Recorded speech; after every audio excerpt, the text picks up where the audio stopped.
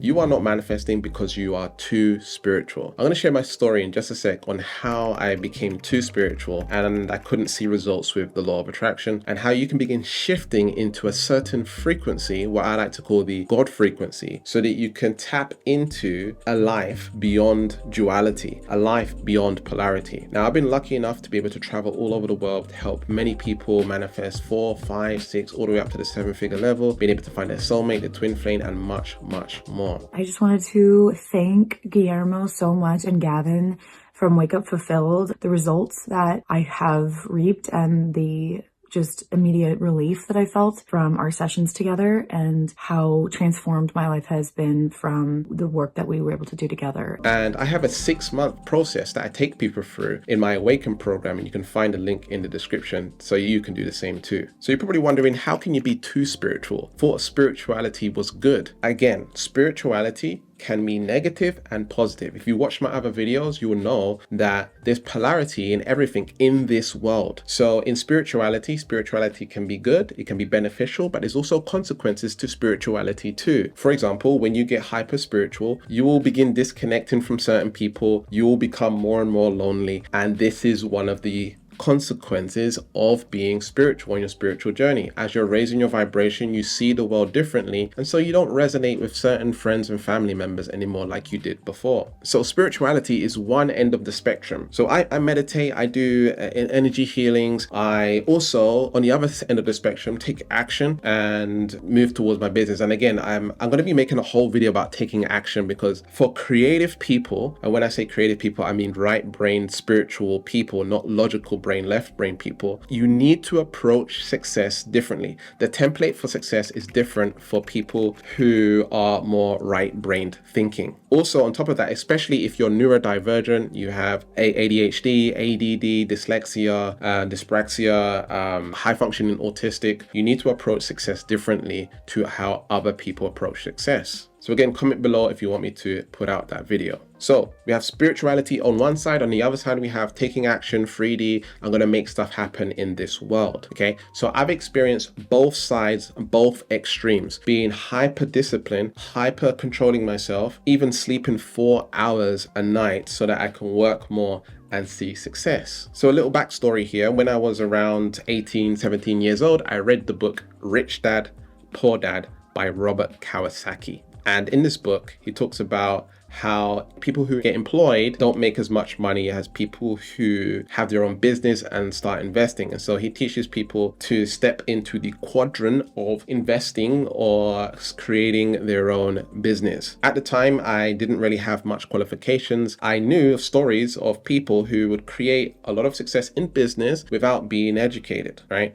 And so I would say I'm educated, but educated in a completely different way. I'm tapped into the true education, not the education of this world. Nowadays, we have the internet, but the real internet is the world that we cannot see, which we call the spiritual realm. So from that, I wanted to start my own business, but I faced some obstacles. I had some doubts, I had some fears. I'm not educated. I don't know how to speak properly. By the way, I call myself Gavin Speaks because speaking, communicating has been my biggest trauma. It's been my biggest challenge in life. Social connection. I'm high functioning autistic, so communication is very challenging and interacting is very challenging. And so that's the reason I call myself Gavin Speaks, is because I'm saying that I am a speaker, right? And so just so you know. And so I faced these internal challenges, and I started to even have this inner critic and self-doubting and talking negatively toward myself. And even at one point I became suicidal. And so this was really heavy on me, because it was like, I really want to create this reality. I want to create my life, but I'm not good enough in order to create it. And so I think it was in 2010, I decided to pay around 600, 700 pounds to go to New Jersey to see Tony Robbins or Anthony Robbins. Went to the Unleash the Power Within event, and the reason I went is to overcome procrastination. And so I flew out. It was the first time I ever flew out by myself and traveled alone. It was very scary. I was very anxious, and I was seeking and looking for a breakthrough. So essentially, the reason I'm telling you this is because I started to learn about this paradigm and belief system of discipline and taking action and hustle and grind, and that I have to pump myself up and like make stuff happen. And yeah, for some part it did work for me, but then I was sleeping 4 hours a night. I became severely unwell. I was in a toxic relationship. I was depressed. I was anxious. There was so much things happening. And by the way, even in this period, I was able to create a lot of success for myself. So a lot of people think you have to be positive in order to manifest, but it's not entirely true.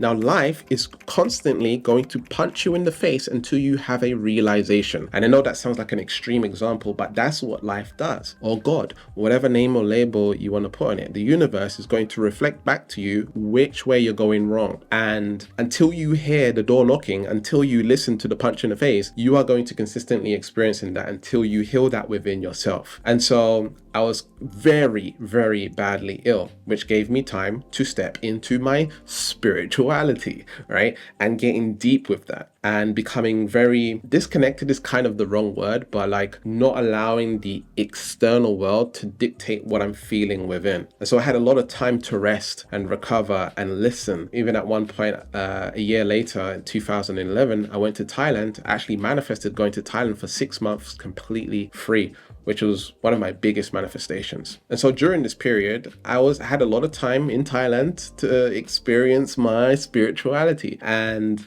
I really tapped into that. And so I went from this extreme of hustle and grind to the other extreme of becoming woo-woo. Okay. I was still making money. It was still okay. But, I was on the woo-woo spectrum. I was on the spirituality. And not to mention, I had an identity on what spirituality was. Okay. And a lot of people do this. They have this ego polarity concept on what spirituality is. And by being attached to this pendulum, right, it's only going to consistently swing. I'm going to explain what I mean by that in a moment. But when your mind is in spirituality, when you are attached to spirituality, when you identify with spirituality, that I am spiritual, you are creating a paradigm, you are stepping into a pendulum, and the pendulum will only swing the other way. And what I mean by the pendulum swinging the other way is that you're going to get punched in the face.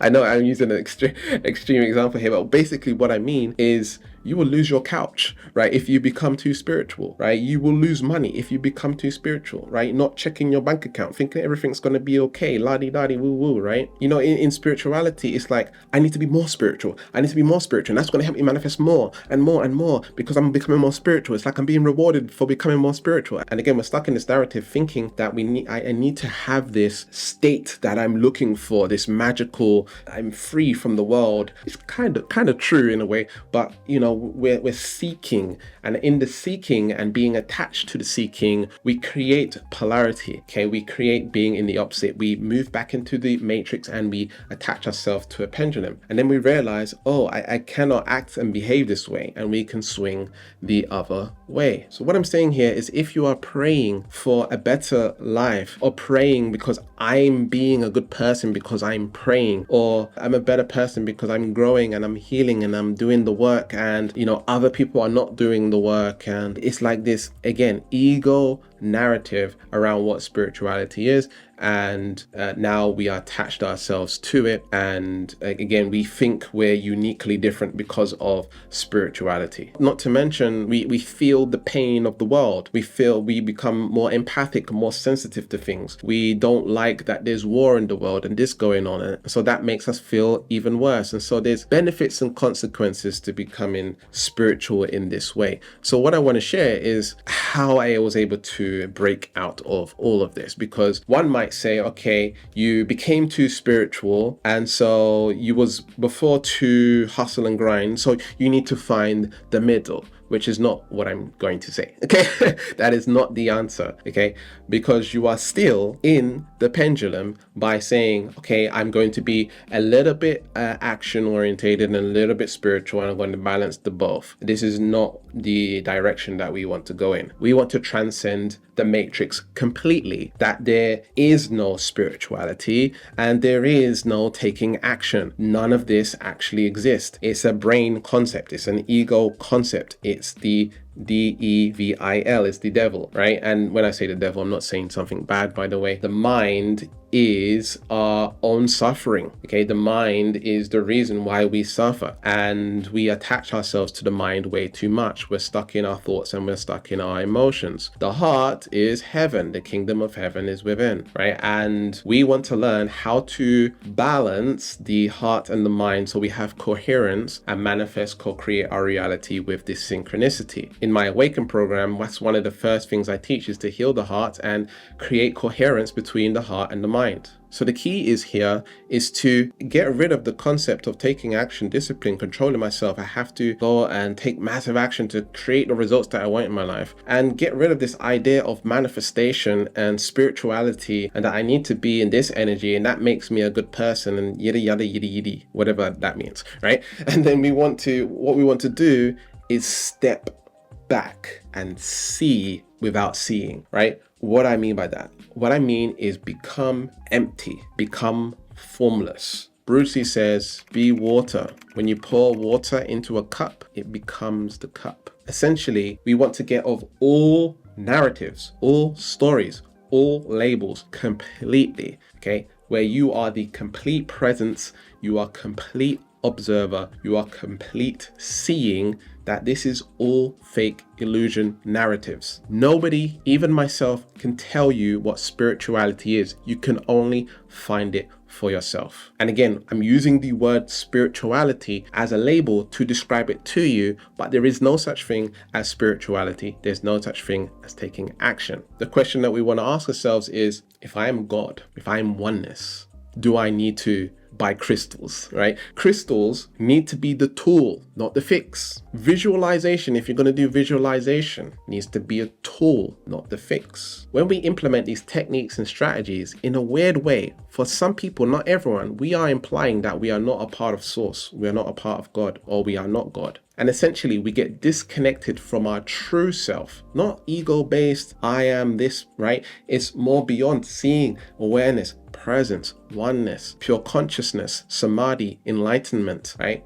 We are beyond all our thoughts, all our emotions. And to believe in the narrative that I'm high vibrational now and I'm low vibrational now is keeping you stuck in a pendulum, and we feel bad about ourselves, and we are not experiencing, it's hard for me to say, but true spirituality. Like, we're not experiencing God, and what we're experiencing is the mind. What we are experiencing is the ego, and we are trapped in that. So what's the answer here? Step back and become formless, become nothing. Stop labeling. No stories, no narratives. I went to a seminar many years ago called Broadband Consciousness, and at that particular workshop, they used this tool that it's the script. So every thought, negative emotion that you have, you just say, it's the script, it's the script, right? It's the script. And not identifying with the script. The script is your memory, right? The script is your past. The script is his story. And once we can rise above the matrix, the mind, the EVIL, and basically break free from the matrix essentially and see the script, we don't need to be attached to it. So if you would like to continue this journey with me, check the link in the description to join my 6-month Awaken program.